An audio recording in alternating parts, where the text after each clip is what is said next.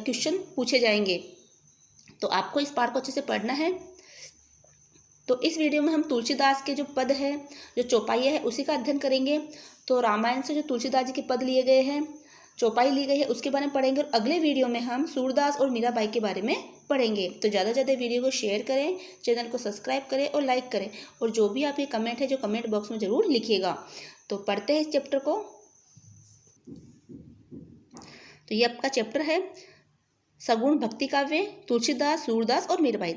देखो, सगुण का मतलब ये होता है कि ऐसे कुछ भक्त कवि हुए हैं जिन्होंने भगवान को मूर्ति रूप में पूजा है, उनका आकार माना है, उनका स्वरूप माना है, उनका रूप माना है।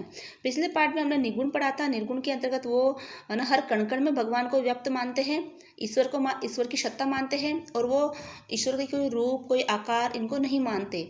ठीक है, वो मानते हैं कि हर कण के अंदर ईश्वर की जो सत्ता है वो विद्यमान है। जबकि सगुण जो है वो एक रूप के भगवान का एक आकार मानते हैं, उनका एक रूप मानते हैं, उनको एक अवतार के रूप में मानते हैं और उनकी वो भक्ति करते हैं। जिसके अंतर्गत तुलसीदास जो श्री राम को मानते थे, सूरदास जो है मीराबाई और श्री कृष्ण को अपने इष्ट देवता के रूप में मानते थे। तो पढ़ते ही चैप्टर को। सगुण का अर्थ है गुण सहित, अर्थात यहाँ पर गुण का अर्थ है रूप और उससे जुड़ी प्रवृत्तियाँ, यानी कि रूप और उनसे जुड़ी हुई जो भी प्रवृत्तियाँ हैं। ईश्वर के रूप, आकार और गुणों में विश्वास करके उनका बखान करने वाली भक्ति सगुण भक्ति कहलाती है। तो जो ईश्वर के रूप को, आकार को और गुणों में विश्वास करती है और उसका बखान करने वाली जो भक्ति होती है वो भक्ति क्या कहलाती है? सगुण भक्ति कहलाती है। इस भक्ति में अवतार और लीला का बहुत महत्वपूर्ण है कि भगवान ने अवतार लिया है, जैसे राम के रूप में अवतार लिया है, श्री कृष्ण के रूप में अवतार लिया है, और उन्होंने जो भी लीलाएं रची है उसका बहुत महत्व होता है। इसीलिए सगुण भक्ति के काव्य में ईश्वर के साकार रूप की लीलाओं का गायन हुआ है। प्रसिद्ध कथन है कि भक्ति द्राविड़ उपजी, लाए रामानंद, अर्थात भक्ति का उद्भव दक्षिणी भारत में हुआ और इसे उत्तर भारत में रामानंद लेकर आए।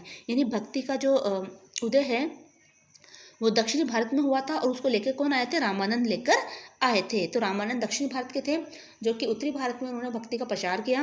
रामानंद ने राम को विष्णु का अवतार मानकर उसकी उपासना आरंभ की। इसी प्रकार वल्लभाचार्य ने कृष्ण को विष्णु का अवतार मानकर उसकी उपासना आरंभ की। इस तरह से राम भक्ति और कृष्ण भक्ति की दो धाराएं चल पड़ी। तुलसीदास राम भक्ति धारा के और सूरदास कृष्ण भक्ति धारा के प्रतिनिधि कवि है। तो तुलसीदास जी है वो राम भक्ति धारा के, यानी श्री राम की उन्होंने भक्ति की है और उन्हीं के ऊपर उन्होंने पद लिखे हैं, चौपाइयाँ लिखी है। जैसे कि तुलसीदास ने जो है रामायण लिखी, ठीक है, तुलसीदास ने जो रामचरितमानस लिखा है ना, और सूरदास ने कृष्ण भक्ति धारा के रूप में ना कई कविताएं कृष्ण भक्ति के ऊपर लिखी। उन्होंने कृष्ण की बाल लीला का वर्णन किया है। कृष्ण भक्ति धारा में मीरा का नाम भी महत्वपूर्ण है। वे सूरदास की तरह ही निर्गुण भक्ति की विरोधी नहीं है। उसके काव्य पर निर्गुण सगुण दोनों साधनाओं का प्रभाव है। यानी कि मीराबाई ने श्री कृष्ण को निर्गुण रूप में भी पूजा है, तो श्री कृष्ण को उन्होंने सगुण रूप में भी पूजा है।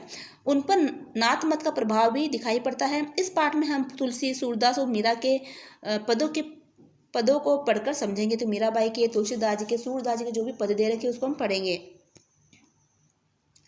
तो पाठ का उद्देश्य क्या है कि राम और भरत के आपसी संबंधों का वर्णन कर सकेंगे, भरत के चरित्र की विशेषताओं पर टिप्पणी कर सकेंगे, सूरदास के वात्सल्य भाव का अपने शब्दों में उल्लेख कर सकेंगे। सूरदास का वात्सल्य भाव यानी सूरदास का जो है श्री कृष्ण का जो बाल्य रूप है उसके प्रति उनका किस तरह का प्रेम था उसके बारे में हम बता सकेंगे। मीरा की कृष्ण के प्रति प्रेम भाव की साहसपूर्ण अभिव्यक्ति का उल्लेख कर सकेंगे। तुलसी, सूर और मीरा के पदों के भाव सौंदर्य, शिल्प सौंदर्य का वर्णन कर सकेंगे। अब हम पढ़ते हैं तुलसीदास। रामायण की कहानी में आप अवश्य परिचित होंगे। तो रामायण तो आपने सभी ने देखी होगी, उसी कहानी से भी आप परिचित होंगे। राम भारतीय संस्कृति के केंद्र बिंदु है। महाकवि तुलसीदास ने अपनी प्रसिद्ध कृति रामचरितमानस में भगवान राम को भारतीय जनमानस में स्थापित करने का महान कार्य किया है। तुलसीदास जी ने क्या लिखी थी? रामचरितमानस। तो रामचरितमानस के जरिए उन्होंने राम का इतना आदर्श रूप बताया है कि उन्होंने भारतीय जनमानस में जो भगवान राम है उनको स्थापित ही कर दिया है। उनके महान कार्य को उन्होंने प्रसिद्ध किया। अवधी भाषा और चौपाई दोहा छंद में लिखे गए रामचरितमानस में राम के जीवन की कथा है। जिसका लोकप्रिय रूप आपने रामलीला में अवश्य देखा होगा। तो रामलीलाएँ होती है, जैसे कि रामायण भी आती थी टीवी सीरियल, जो सीरियल के अंतर्गत।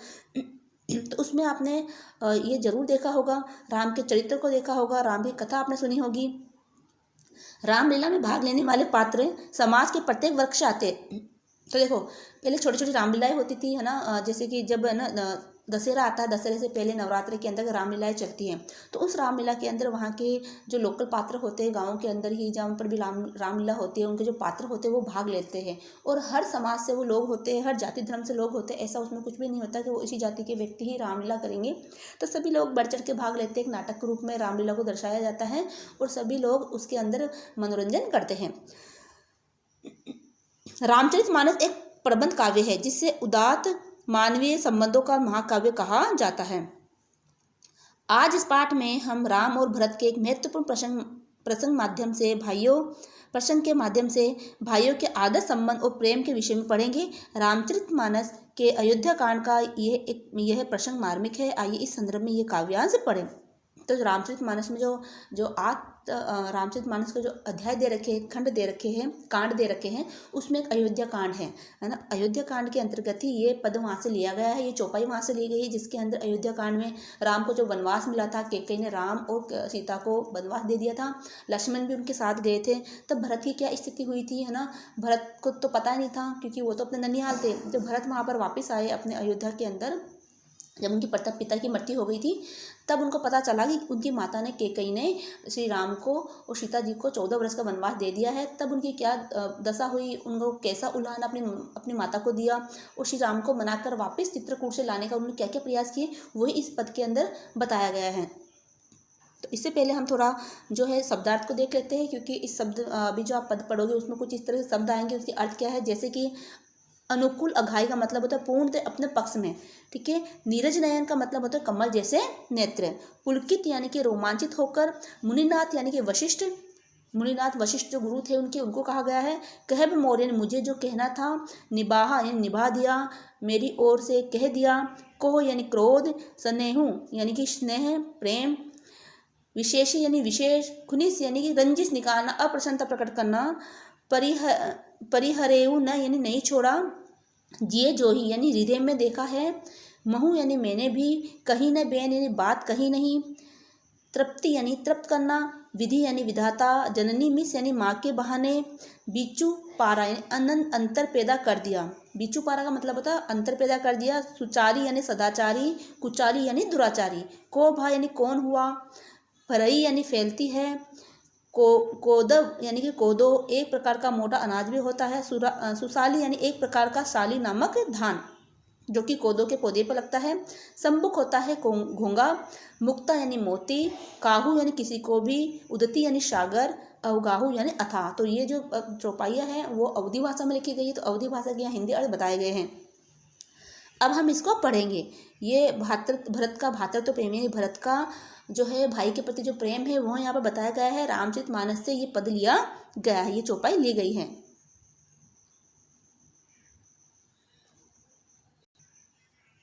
तो इस चौपाई के अंतर्गत बताया गया है कि जब चित्रकूट में जो राम और सीता जी और राम सीता जी और लक्ष्मण जी चित्रकूट में थे, तो वशिष्ठ मुनि के साथ में जो भरत है वो उनके पास राम जी के पास जाते हैं और वो किस तरह से अपनी बात को रखते हैं वो इसमें बताया गया है।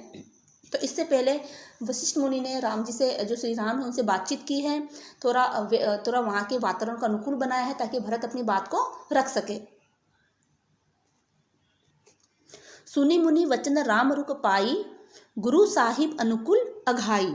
देखो, सुनी मुनि वचन राम रुक पाई यानी कि जब गुरु साहिब अनुकूल अघाई, जब श्री राम और वशिष्ठ गुरु के बीच में जब वार्तालाप हो रहा था, है ना, तो चित्रकूट में राम ने भरत के स्वभाव की भी बड़ी प्रशंसा की थी और उनके बीच में जब वार्तालाप हो रहा था तो उनका रुख देखकर वशिष्ठ ने भरत को संकेत किया कि जब श्री राम भरत की प्रशंसा कर रहे थे, उसके स्वभाव की प्रशंसा कर रहे थे, है ना, तो उस माहौल को देखकर, उस अनुकूल स्थिति को देखकर जो है जो वशिष्ठ मुनि है, गुरु वशिष्ठ है, उन्होंने भरत को संकेत दिया। तो पूर्णतः अपने पक्ष में अपने अनुकूल परिस्थिति को देखकर, अपने अनुकूल श्री राम को देखकर, है ना, तो गुरु वशिष्ठ ने उनको इशारा किया, उनको संकेत दिया कि अब आप अपनी बात रखिए।